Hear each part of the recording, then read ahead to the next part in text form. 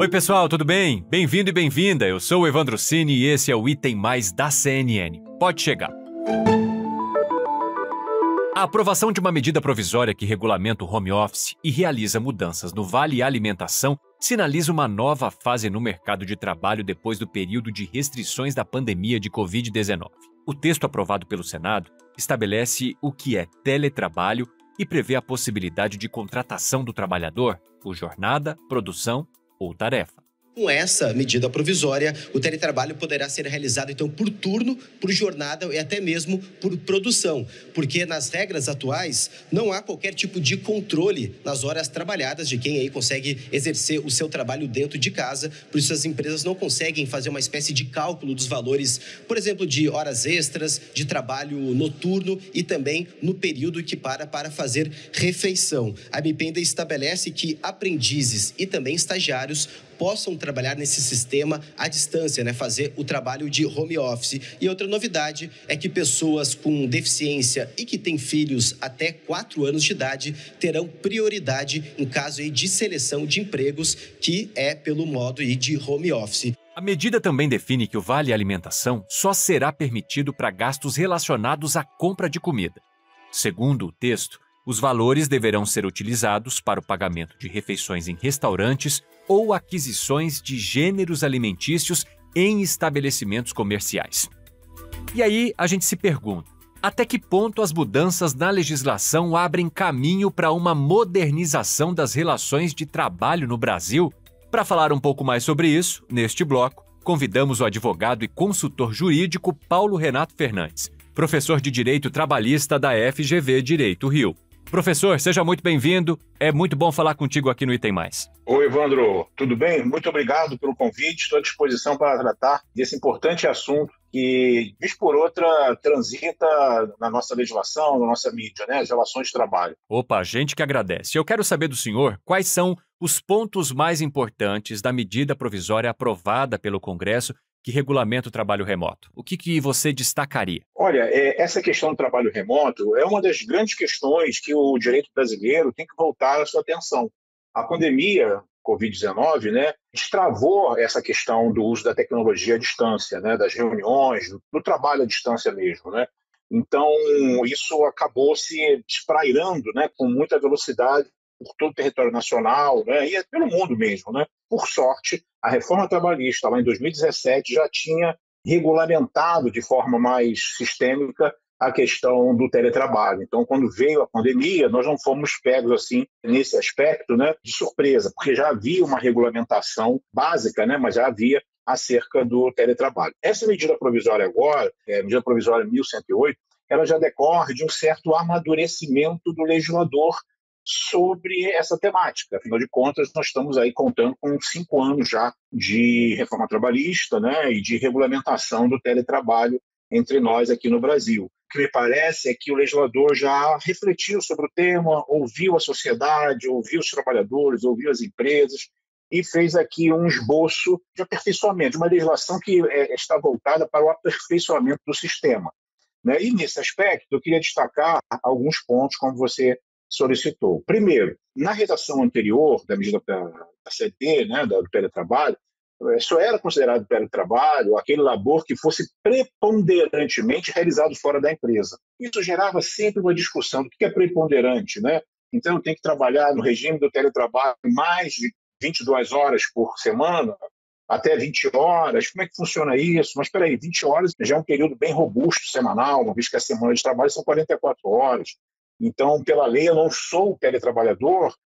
Então, a medida provisória, ela veio a tratar desse assunto, e estabeleceu que, havendo preponderância ou não do teletrabalho, haverá teletrabalho desde que esse trabalho à distância, via tecnologia da informação, seja realizado pelo empregado.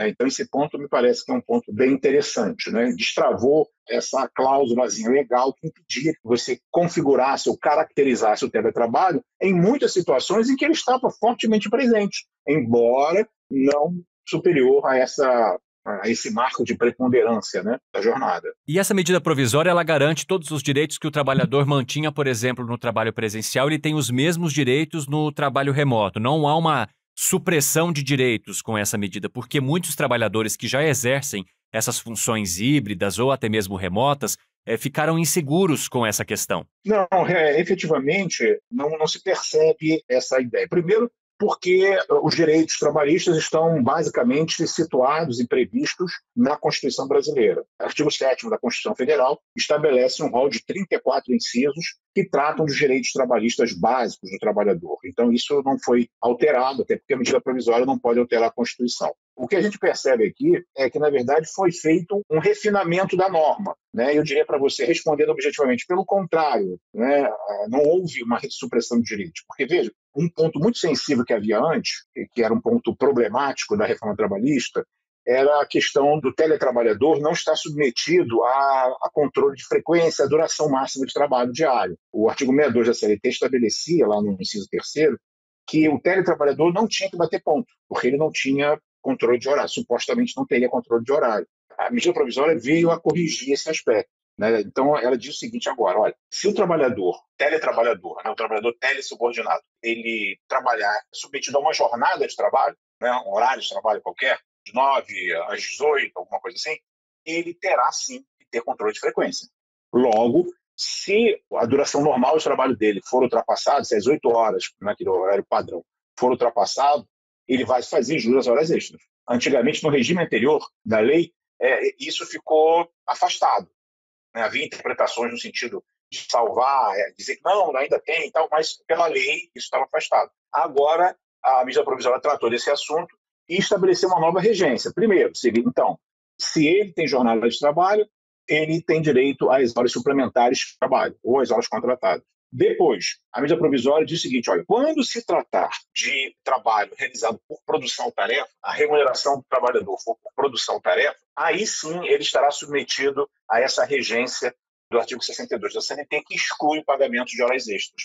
Porque, segundo a interpretação, me parece aqui do legislador, é o seguinte, olha, quem trabalha por produção-tarefa faz a sua jornada de trabalho, produzindo mais ou menos, vai ganhar mais ou menos de acordo com a sua produção. Esse foi o entendimento. Então, como a maioria dos trabalhadores não laboram por produção-tarefa, mas sim por jornada, nesse ponto houve aqui uma melhoria, né, digamos assim, um esclarecimento por parte do legislador albergando esses direitos trabalhistas, né? Isso me parece interessante também. Outro aspecto bastante relevante é o fato de que a lei define qual a legislação aplicável no caso do teletrabalhador que está laborando fora da localidade onde a empresa está situada.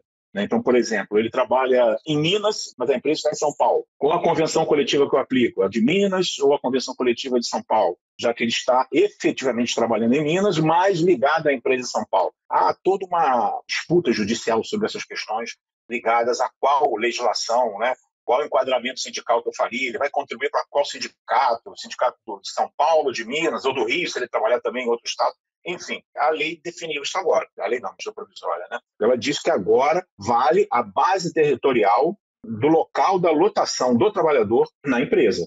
Então, se ele foi lotado em São Paulo, foi contratado em São Paulo, foi lotado em São Paulo, está vinculado a São Paulo, ele pode trabalhar em qualquer parte do país, ele estará submetido às normas coletivas, né? Por exemplo, as normas coletivas, convenções, acordos coletivos de São Paulo. Então, isso me parece que traz uma certa tranquilidade, uma certa segurança jurídica para que as pessoas possam navegar com mais cuidado em relação a essa questão do teletrabalho. Isso fica bem claro, né? Aliás, todas as modificações que vêm sendo feitas desde 2017, elas basicamente são focadas no tripé.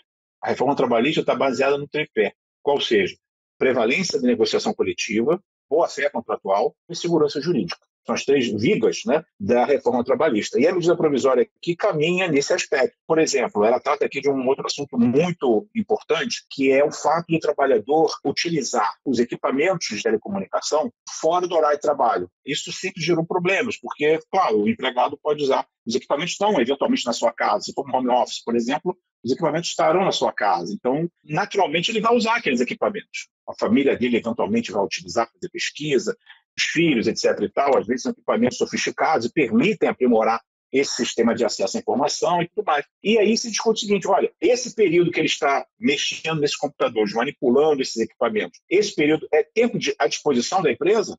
E se for tempo à disposição, o empregado terá direito a receber as horas extras por esse trabalho? Isso também gerava muita discussão.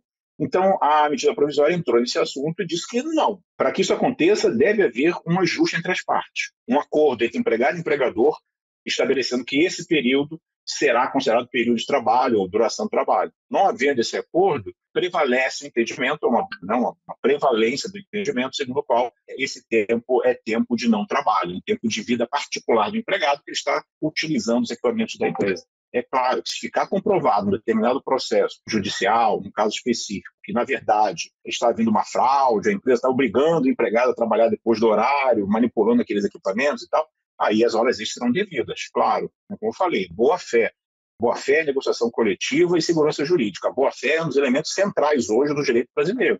Toda a reforma trabalhista, todo esse cenário novo que está sendo construído paulatinamente, exige que os atores sociais, econômicos, sempre atuem com boa-fé, procurando realmente cumprir os desígnios da norma, né? Então, basicamente, é isso, né? E, professor, só para a gente finalizar, trazendo um pouquinho também os estagiários, aprendizes, esse novo modelo, ele pode ser positivo também para esses profissionais, porque a gente está muito acostumado a ver a necessidade de estagiários e aprendizes estarem pessoalmente nos locais, nas empresas, para ver como os seus pares trabalham, para aprender com seus líderes ou com aqueles que já são profissionais que tenham algum tempo de casa. Com os novos modelos e também com essa facilidade que os jovens têm de se adaptar ao modelo digital, à internet, etc., seria prejudicial ou o senhor vê um caminho também positivo para quem está começando no mercado de trabalho e já entra, assim, no modelo híbrido ou até mesmo em home office? Ô, Evandro, eu acho que você foi preciso. Não dá para a gente segurar o futuro, né? Esses jovens hoje estão hiperconectados. Eles já vivem um mundo virtual. Eles já nascem com isso nas mãos o tempo todo. Então, não dá para a gente exigir que o mercado continue se organizando, as empresas continuem se organizando dentro daquele quadro fordista do passado, etc. Isso aí acabou. A tendência realmente agora é a era da informação, é a era da tecnologia, né? Então, me parece que esse é um caminho que não tem volta. A tecnologia veio para ficar. O que nós temos que fazer é apetrechar essa tecnologia a favor do ser humano, né? Então, por exemplo, qual a obrigação principal do estagiário, do aprendiz, quando ele é contratado? O aprendiz é empregado, o estagiário não é empregado, tem um contrato civil de estágio. Mas, assim, a obrigação primeira dos dois não é trabalhar, é aprender. E a obrigação do empregador ou do tomador do estágio não é pagar salário. A obrigação primeira, prefacial dele é o quê? Ensinar. Então, são relações jurídicas bem particulares. O teletrabalho para o aprendiz atende a esse parâmetro do ensino, da administração de conhecimentos práticos acerca daquela profissão que ele está querendo desenvolver, uma formação técnico-profissional metódica e tal? Se sim, está sendo atendido o vetor da lei, o objetivo da lei. E aí nós não podemos, né, olhar essas relações com nossos olhos do passado, com os olhos do passado. Nós temos que ser passageiros do futuro, não prisioneiros do passado, né? E me parece que é isso que a medida provisória faz, né? Ela destrava isso. Ademais, se nós pensarmos bem, não há assim, uma vedação expressa que estagiários e aprendizes possam trabalhar através do teletrabalho, né? Então, na verdade, muitas das coisas que nós ficamos procurando da lei uma permissão já estão permitidas pelo fato de não serem proibidas.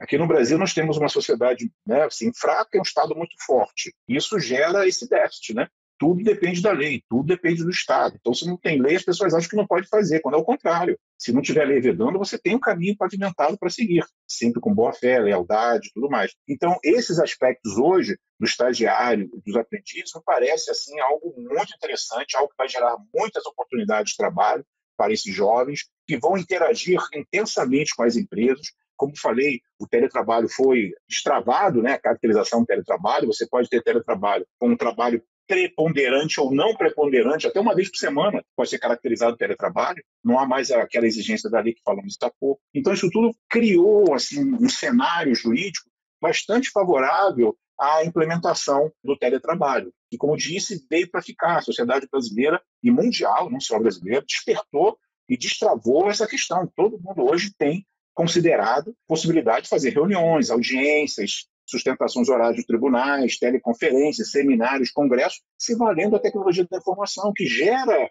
muito conforto, né? Gera muita comodidade, acima de tudo, gera muito acesso das pessoas a bens jurídicos, a conhecimentos que outrora não poderiam ter, por conta da questão presencial, do custo presencial.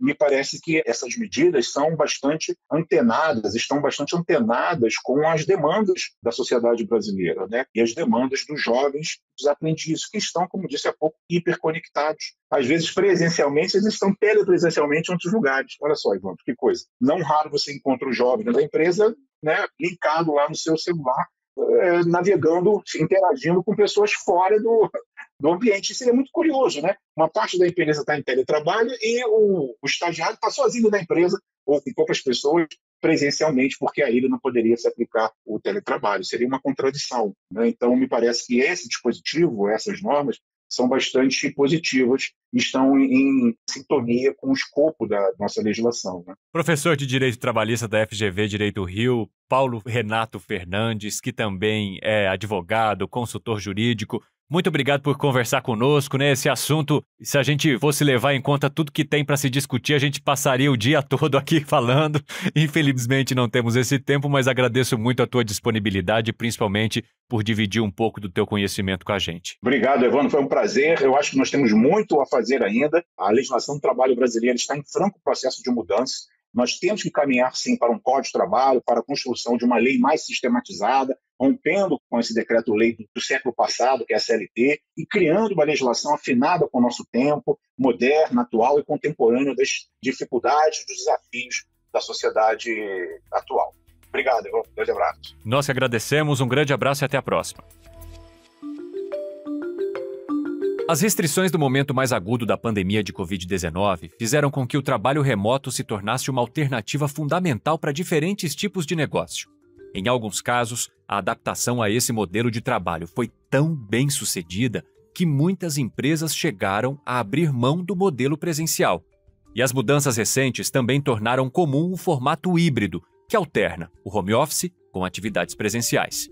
Pesquisas apontam que os brasileiros aprovaram a experiência de modelos de trabalho mais flexíveis. 71% prefere um modelo que combine o trabalho remoto e presencial.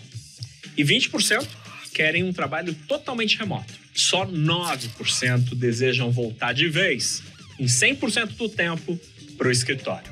O estudo realizado pela empresa de tecnologia Cisco também apontou que 72% dos trabalhadores no Brasil afirmam que a qualidade do trabalho melhorou no home office. E uma melhoria na qualidade de vida foi outra vantagem apontada pelos entrevistados no levantamento. No Brasil, 65% dos que estão fazendo home office conseguem poupar mais de 4 horas semanais no deslocamento. E 30% do pessoal economiza 8 ou mais horas por semana. Era tempo desperdiçado no trânsito.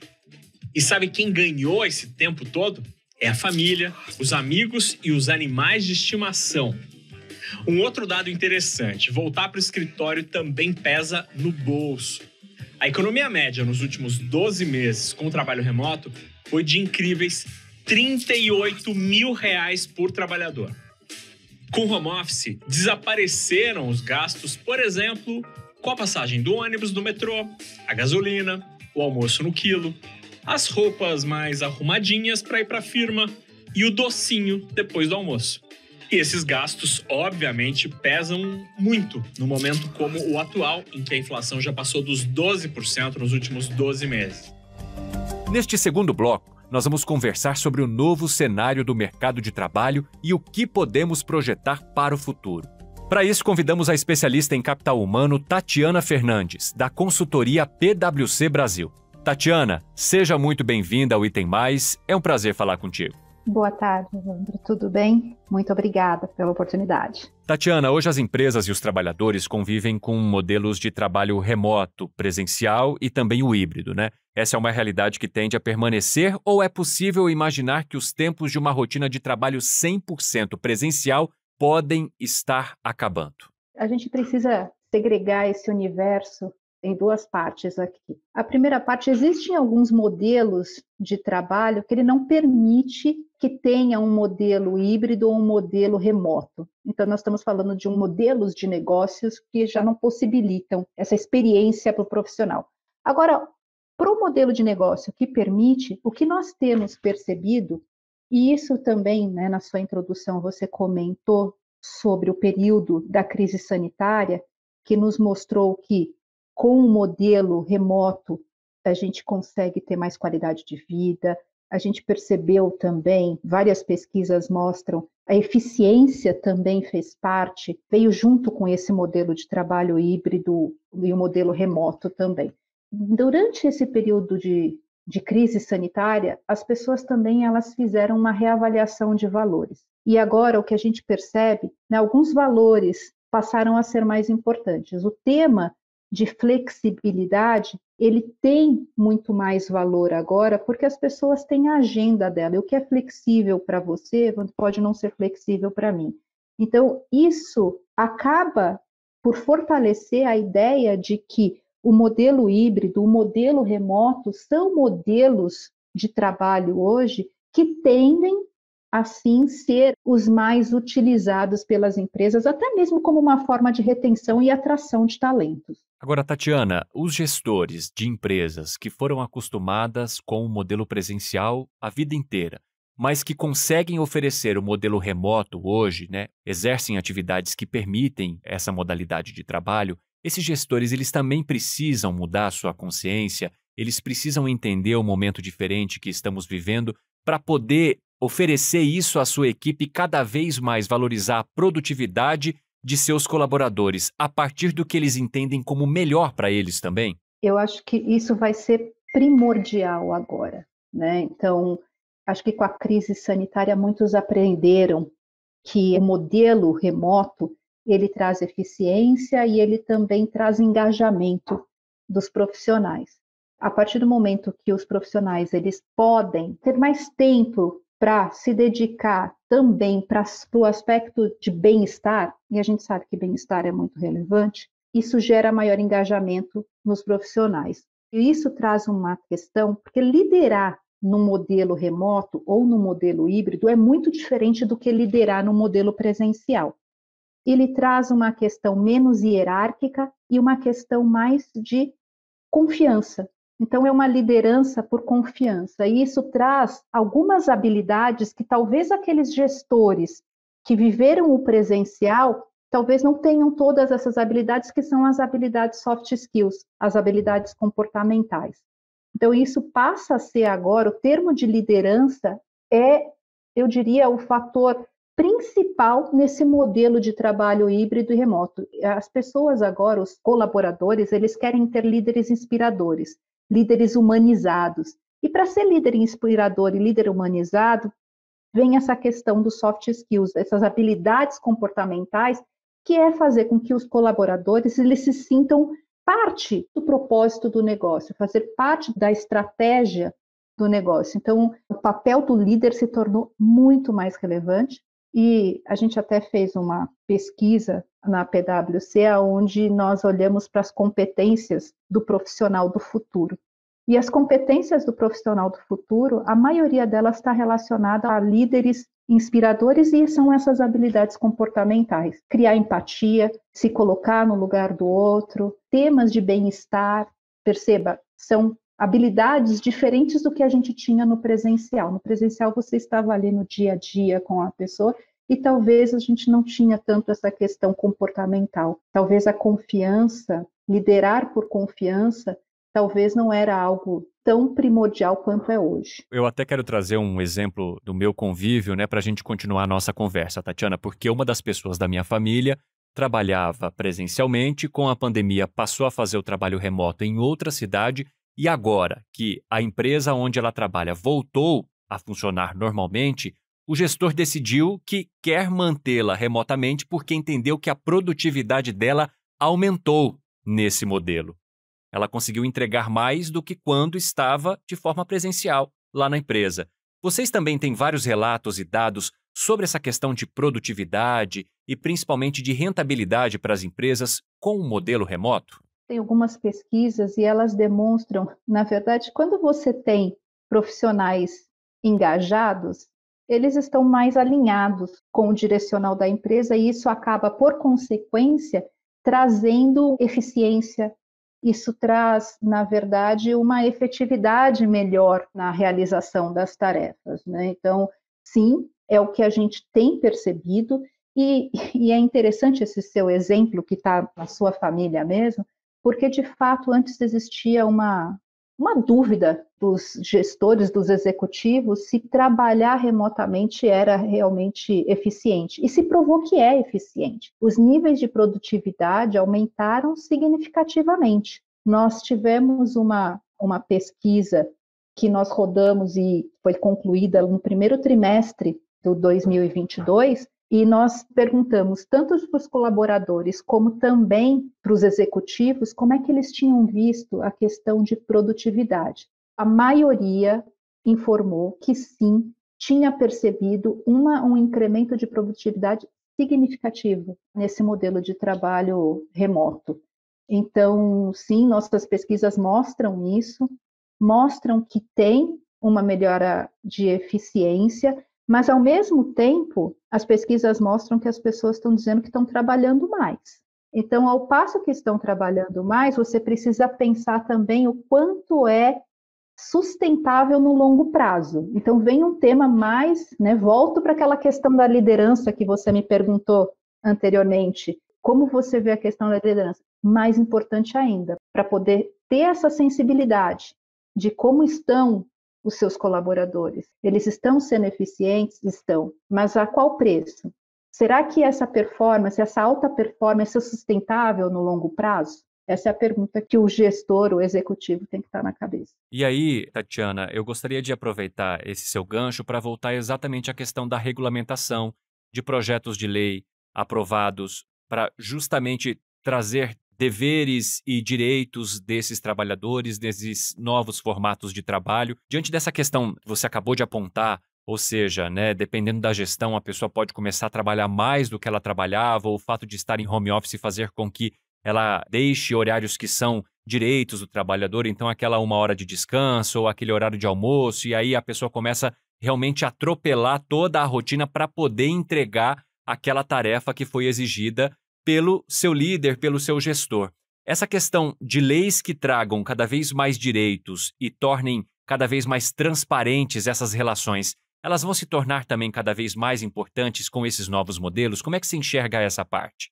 Bom, nós tivemos na semana passada a aprovação da MP do teletrabalho, E eu vejo muito positivo essa evolução, porque você começa a esclarecer algumas dúvidas que existiam e traziam insegurança também para o empregador quanto para o empregado também. Então, sim, é importante a regulamentação desse modelo de trabalho aqui, ele vai poder dar também uma oportunidade para que gestor e colaborador juntos ali decidam qual seria a forma mais aderente, o modelo ali de relação contratual entre as partes, que mais se adequa ali ao que é a necessidade do empregador quanto do colaborador. Sim, eu acho importante que a gente teve na aprovação da regulação da semana passada também foi muito importante, e acho que é algo que é positivo, é muito positivo para essa relação de trabalho para ambas as partes. Só para a gente finalizar, Tatiana, como é que você vê esses modelos no futuro? O que a gente deve acompanhar a partir deste momento é um mercado de trabalho cada vez mais plural e diverso, não só entre seus colaboradores, mas também nos formatos de trabalho? Sim, eu acho que a gente tende naqueles modelos de negócio que é permitido, uma maior flexibilidade. Então, quando a possibilidade de ter esses acordos entre gestor e colaborador vai trazer a questão da flexibilidade, que é diferente para cada um. Então, sim, eu acredito que vai ter modelos de trabalhos mais flexíveis, mas, é claro, ainda a gente tem alguma regulação na regulamentação trabalhista que a gente precisa respeitar, que são os descansos de pausa de refeição, entre jornadas, limite de carga horária. Então, tem algumas coisas que ainda não saíram, que ainda precisam ser analisadas, mas eu acho que a gente teve uma grande evolução quando a gente permite ter esses arranjos, porque esses arranjos vão botar em perspectiva a flexibilidade do colaborador para se alinhar com as necessidades da empresa. Tatiana Fernandes, especialista em capital humano da consultoria PwC Brasil, Muito obrigado. Foi um prazer falar contigo. Muito obrigada, Evandro. Para você também, até a próxima. Este episódio do Item Mais, que falou sobre a regulamentação do home office, vai ficando por aqui. Muito obrigado pela tua companhia. Aliás, quero te contar que esse podcast foi produzido pela Maremoto para a CNN Brasil e apresentado por mim, Evandro Cini. O roteiro e a pesquisa é do Lucas Scherer e da Mayra Alfradic. Revisão editorial, Maremoto, Amanda Mira.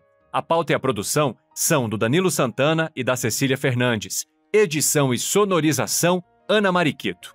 Coordenação geral, da Paula Weinberg e do Felipe Gomes. Coordenação de produto, Verônica Schneider. E a coordenação editorial é do Diego Toledo.